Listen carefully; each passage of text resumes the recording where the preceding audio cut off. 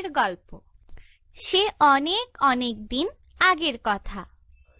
চারদিকে তখন কি সুন্দর সবুজ বন, ঝোপঝাড়, আর দিগন্তে ঝুঁকে পড়া নীল আকাশের ছোঁয়া।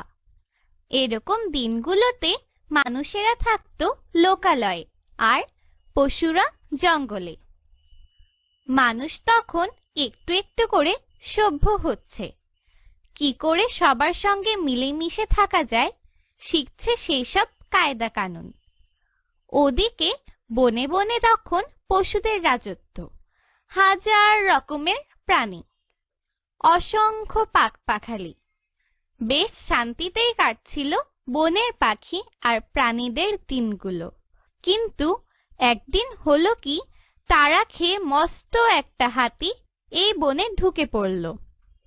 হাতিটার সে কি বিশাল শরীর, পাগুলো বট পাকুড় গাছের মতো মোটা, সুর এতটাই লম্বা যে আকাশের গায়ে গিয়ে বুঝি ঠেকবে। তার গায়েও অসীম জোর।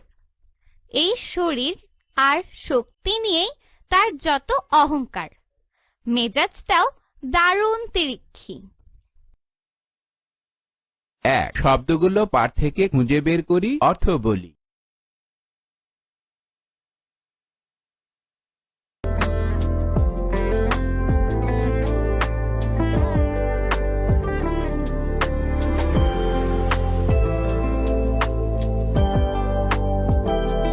যুক্তবর্ণগুলো দেখি, যুক্তবর্ণ দিয়ে গঠিত শব্দগুলো পড়ি ও লিখি।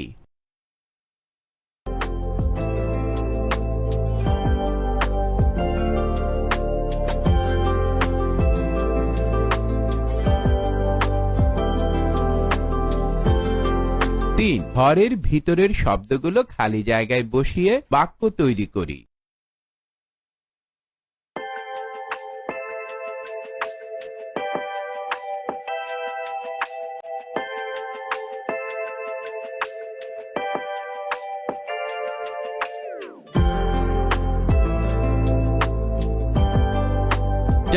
প্রশ্নগুলোর উত্তর বলি ও লিখি।